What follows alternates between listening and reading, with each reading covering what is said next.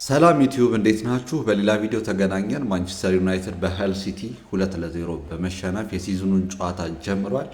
በተስፋ ሲጠብቁ ለነበሩ የካሪክን አዲስ ዓመት እንዴት ይሆናል ብለው ለተጠባበቁ ለዩናይትድ ደጋፊዎች አዲስም ሲዝን ስለሆነ በአዲስ መንፈስ ነገሮችን ታድሰው ለማየት ለሚመኙ የዩናይትድ ደጋፊዎች ሀዘን ወይም ደግሞ እንደው አጀማመሩ ጥሩ ያልሆነበት ገና በአንድ ጨዋታ ሀዘን ልንል አንችልም ግን በጥሩ ሁኔታ ግን ያልተገለጸበት ሆኖ ስለተገኘ ትንሽ ቅሬታ የሚፈጥር ጨዋታ ሆኖ ነበር የነበረው። ሃል ሲቲ አዲስ አዳጊ ነው።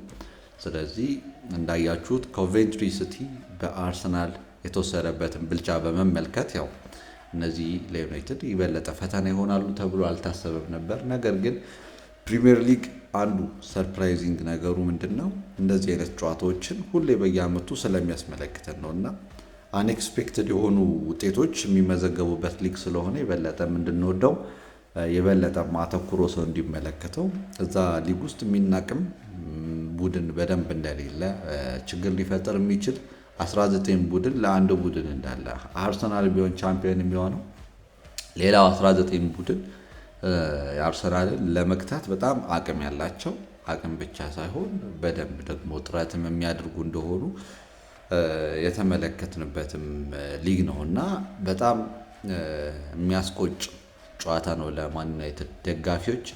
ጨዋታውን በሃል ሲቲ ሜዳ ነበር ማድረግ የቻሉት። በጣም ፊዚካል ናቸው። እንደው ታክቲካል ነገሮችን ብቻ አውርቶ ለመዝጋት የነበራቸውን ፊዚካል አፒራንስ ስትመለከቱት ለዩናይትድ ትንሽ ፈታኝ የነበረ ባትሉ ለመቋቋም አስቸጋሪ እንደነበረ መመልከት የምትችሉበት ነበር እና በደንብ ፊዚካል ናቸው። በ5-4-1 ነው የሚጫወቱት። ግን 5-4-1 ሲሆኑ እንዴት ነው ፒን የተደረገ ባክ ፋይፍ አይደለም ያላቸው የነበራቸው የባክ ፋይፍ ጥምረት ወይም ደግሞ የኋላው 5 ወደኋላ ስትሬት ተደርጎ ማነው ወደኋላ ተይዞ ወደ በረኛው ጠጋ ተደርጎ ወደ ቦክሱ የተለጠጠ አልነበረም።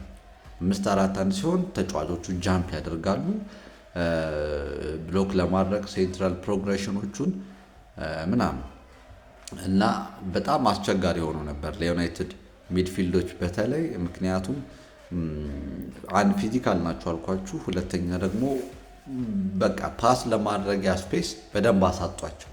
ስለዚህ የነበራቸው አማራጭ ምንድነው? ይበለጠ ሳይድዌይስ መጫወት እና የሚገኙትን እድሎች በክሮስም በኮምቢኔሽንም ለማለፍ ነበረ። በተለይ የዩናይትድ ሌፍት ዊንግ ሉክሾ እና ዶርጉ ያሉበት ምንም የሌለ ፓርት ነው ማለት ሁሉ ይቻላል። ምክንያቱም ዶርጉ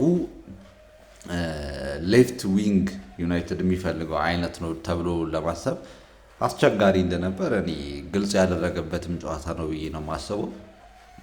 ከሉክሾ ጋር የነበራቸው ጥምረት ያን ያክል አመርቂ የሚባልም አልነበረም። እንደውም የነ ኤምቡሞ ሳይድ በደንብ ጥሩ ነበር እና እንደው ጥሩ ነበር ማለት ኢን ሴንስ ሪሌቲቭሊ ነው እያወራ ያለሁት እንጂ ከነ በጣም ጥሩ ተሽሎ ነው በደንብ አሪፍ ሆኖ ነው እያልኩኝ አይደለም። ግን አማራጭ ሲወስዱ የነበሩት ሳይድዌይስ ይሄዳሉ።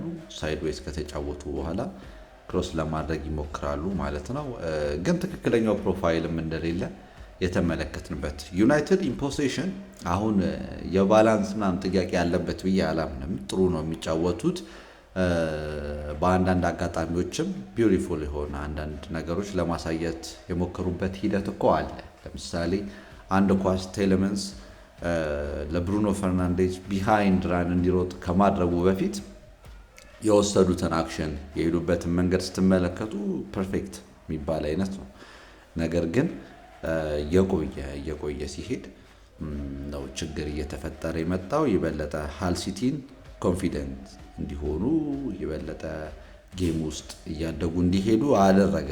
የነሱን ብሎክ መፍታት በጣም ከባድ ሆነና ከተጫዋቾቹ ከሚድፊልድ ተጫዋቾቹ የበለጠ ዋን ቪዋን ጥራት የሚፈለግበት ጊዜ ነው። አሁን የካሪክን ሲስተም አንዳንድ ሰዎች ሲጠራጠሩት ምን ብለው ይገልጹታል መሰላችሁ? ካሪክ ተጫዋቾቹ በጥሩ ፎርም ላይ የሚሆኑ ከሆነ ለምሳሌ አሁን ትናንትና የነበሩት ተጫዋቾች ያላቸው ፐርፎርማንስ እዚህ ግባ የምትሉት አልነበረም። እንደዚህ ከሆነ የካሪክ ሲስተም ፍሎ እንከን ይፈጠርበታል። እነሱን በደንብ ማቀናጀት የቻለ ሲስተም ላይ ገና ይቀረዋል የሚሉ አሉ። ግን እነሱ ደግሞ በጣም ቶፕ በሚሆኑ ሰዓት የበለጠ በቃ አመርቂ ሆኖ ሻይን ማድረግ እንዲችሉ የሚያደርግ ነው ነበር ያሉት እና አንዳንዶቹ ጥርጣሬዎች ይሄ ናቸው። ፋይናል ሰርድ ላይ በእርግጥ ስትመለከቱት አንዳንድ ችግሮች እንዳሉት ያስታውቃል። የሆነ ሜቶዶሎጂካል የሆነ እንዴት ነው አለ አይደለ የተጫዋችን የግል ጥራት ይፈልጋል። እግር ኳስ መቼስ ግልጽ ነው። አሰልጣኙ የሚሰጠውን ኢንስትራክሽን ሜዳ ላይ ማውረድ የሚችል ተጫዋች እኮ አስፈላጊ ነው፣ ይሄ ይታመናል። ግን እንደው ጨርሶ ደግሞ የፋይናል ሰርድ ኮምቢኔሽናቸው በምን መልክ ሊመጣ እንደሚችል ቅርጽ የሌለው ነገር ከሆነ ኮቺንግ ስታፉም ላይ የኮቺንግ ሲስተሙም ላይ አንዳንድ ጥያቄዎችን ሊያስነሳ ይችላል እና በተለይ ወደ ቦክስ አካባቢ ደርሰው አንዳንድ አሁን ማውራው ያያችሁት ጥሩ ሙቭመንቶች ካሉ እነሱ የሉም እያልኩ ዲናይ እያደረኩ አይደለም። ነገር ግን አጠቃላይ የጨዋታውን ስቴት ለመግለጽ በሚያመች መልኩ ነው እንጂ የተፈጠሩ አንዳንድ ነገሮች ሊኖሩ ይችላሉ። ግን እንደ አጠቃላይ ስንወስደው ማለት ነው እንደሱ አይነት ችግር እንዳለበት ብዙ ሰው የሚስማማበት ይመስለኛል እና ተቸግረው ነበረ። ፕሮፋይልም የተጫዋቾች ትንሽ አስጊ ነው እና ሌፍት ዊንግ በትክክል ያስፈልጋቸዋል። ዶርጉ ከጀርባ የተጣለውን አንድ ኳስ አይታችሁ ከሆነ ከእግሩ ላይ ጠባብ ስፔስ ነው ነገሩ፣ ግን መጠቀም ግን ተገቢ የነበረበት ታይም ነው እና ያንን ግን ማድረግ አልቻለም ነበረ። ስለዚህ ታይት ስፔስ የሆኑ በጣም ጠበብ ያሉ ስፔሶችም ላይ ኦፕሬት ማድረግ የሚችል እንደፈለገ ሊጫወት የሚችል ዊንገር ያስፈልጋቸዋል ብዬ አምናለሁኝ። እነሱ እንግዲህ የሚወስኑትን ውሳኔ አላውቅም። እነ ሼሽኮ እንደውም በደንብ አርሊዮን ገብተው ቢሆን ኑሮ ይበለጠ ጥሩ ነገር ልናይ እንችል ነበረ። እንደውም ራሽፎርድ ከገባ በኋላ ጥሩ ነገር አሳያቸው። እንደውም ዩናይትድ ስፔሱን አጡት እንዳልኳችሁ 5-4-1 የነበረው ብሎክ ትንሽ አስቸጋሪ ሆነ እንጂ ቢያንስ ትክክለኛው ተጫዋች ወይም ደግሞ ዊንገር ሲኖር በምን አይነት መልኩ አንድን ቡድን ዲስረፕት ማድረግ ሊቻል እንደሚቻል ደግሞ ራሽፎርድ የሆነ ፍንጭ ነገር ደግሞ ሰጥቶ ያለፈበት ሆነ። ሌላኛው የዩናይትድ ትልቁ ኮንሰርን ብዬ ያሰብኩት ከኳስ ውጭ የነበራቸው ሀሳብ ነው። ልክ እንደ ሄል ሲቲ እነሱም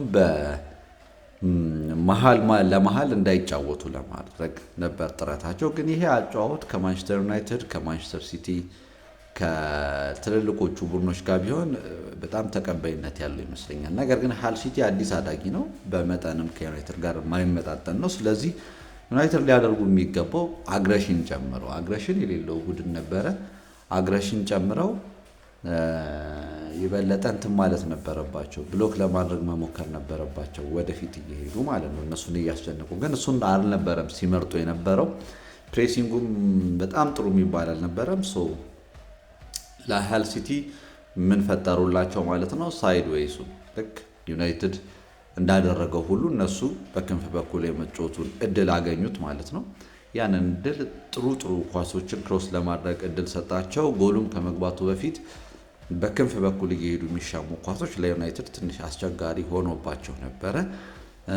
ይበለጠ ደግሞ ሴት ፒሱን መቆጣጠር ላይ ዩናይትድ ፕሪሲዝን ላይ ያላስተዋሉትን ይሁን አይሁን በቀጣዮቹ ጨዋታዎች የምንመለከተው ይሆናል። ግን ፊዚክሊ ተደምሮ የሪያል ዱዌሎቹን ሰከንድ ቦሎቹን በማሸነፍ ላይ የሃል ሲቲን ጥንካሬ ከግምት ውስጥ እንከትና ትናንትና የቆመ ኳስን መከላከል ላይ ዩናይትድ በፍጹም ጥሩ አልነበረም። ጥሩ ብቻ ሳይሆን በፍጹም ጥሩ አልነበሩም። እንደውም የጎልኪፐሩን ሁሉ ክሬዲት በጣም ልንነሳው አይገባም። እውነት ለመናገር በጣም በጥሩ ሁኔታ ነበረ እንደውም ዲፌንድ ለማድረግ ሲሞክር የነበረው። ነገር ግን እሱ ከመለሰው በኋላ ራሱ ሪባውንድ የሆነውን ኳስ ራሱ ለመመለስ በአካባቢው ሰው አለመኖሩን ምናምን ስትመለከቱ የሆነ ችግር እንዳለ ፍንጭ ሊሰጥ ይችላል። ነገር ግን ይሄ መደምደሚያ ነው ብለን የምንወስደው አይደለም። ምክንያቱም ገና የመጀመሪያ ጨዋታ ነው።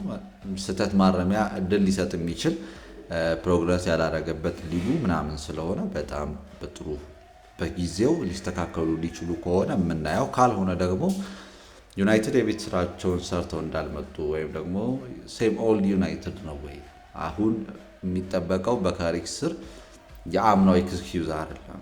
በቃ አምና በጣም በጥሩ ሁኔታ ዴሊቨር አድርጓል። ካሪክ በጥሩ ሁኔታ ቡድኑን ወስዷል። ነገር ግን አሁን ላይ ከዚህስ በላይ ካሪክ ምን ማድረግ ይችላል የሚለው ነው እና አንዳንድ ችግሮችን እንግዲህ ቀርፎ የመምጫ ታይም በደንብ አለው። ነገር ግን እስኪመለሱ ድረስ እንዴት አሻሽለው እንደሚመለሱ በጉጉት እንድንጠብቅ አድርጎን ያለፈ ጉዳይ ሆኖ አልፏል። እንዳልኳችሁ ሴንትራሊ ዩናይትድ ፔኔትሬት ለማድረግ ተቸገረ። ሰመሪው ወደ ክንፍ ኳሱን ማውጣት ጀመሩ። ቢሻማም ፕሮፋይሉ ጥሩ ስላልነበረ የዩናይትድ ተጫዋቾች እዛ ቦክስ ውስጥ ገብቶ እሱን ለማጥቃት ከጀርባ ያለውን ስፔስም ለማጥቃት እንደውም እነሱንም እኮ እዛው ፒን ማድረግ የሚችልም ተጫዋች አልነበረም ጭራሽ። እነሱ 5-4 እንዳልኳችሁ እንጂ ሚድ ብሎክ ነገር ነው እና እነሱን ወደ ሎው ብሎክ ወይም ደግሞ የተከላካዩን መስመር ወደ ኋላ ገፋ ሊያደርግ የሚችል ፕሮፋይል እንደሌለ አስመለከቱንና ችግር ተፈጠረ ማለት ነው። ጌም ኮንትሮልም ነበራቸው ማለት አይደለም። ጌም ኮንትሮል ማለት ለኔ ኳስ መቆጣጠር አይደለም። ኳስ መቆጣጠር ትክክል ነው፣ ይረዳል ጌሙን ኮንትሮል ለማድረግ። ጌም ኮንትሮል ግን ማለት አንድ ቡድን ሊጫወትበት የመጣው ፕላን አለ። ለምሳሌ አሁን ሃል ሲቲ የመጣው ጎል አግብቶ ሊከላከል ነው። ሰከንድ ሃፍ በቃ ያሳዩንም የጌም ፕላን እሱ ነው። እሱን የጌም ፕላን ዩናይትድ ማበላሸትም ማቋረጥም አልቻለም ነበረ። ስለዚህ ጌሙን ኮንትሮል አድርጎታል የሚባለው እሱ ነው። ዩናይትድ የመጡት በዚህ መልኩ ሊጫወቱ አልነበረም። ኳሱን ቢቆጣጠሩትም ጌሙ ግን ኮንትሮል አላደረጉትም። ስለዚህ የተሻለም የጌም ኮንትሮል አላቸው ብዬ የማስበው እኔ እዚህ ጨዋታ ላይ የሃል ሲቲ ተጫዋቾችና የአሰልጣኙን ሀሳብ ነው እንደ ትልቅ ነገር ልቆጥረለት የምችለው። ምክንያቱም ኳስ ተቆጣጥረህ የምትፈልገውን ጌም ፕላንን ማራመድ ማትችል ከሆነ ቁጥጥር ነው ብዬ ስለማላምን ነው። ዩናይትድ ባጭሩ ጥሩ የሚባል አጀማመር አይደለም፣ የመሻሻል እድል ይኖራቸዋል ብዬ ተስፋ አደርጋለሁ። ላይክ፣ ሼር፣ ሰብስክራይብ እናድርግ። ቴንኪው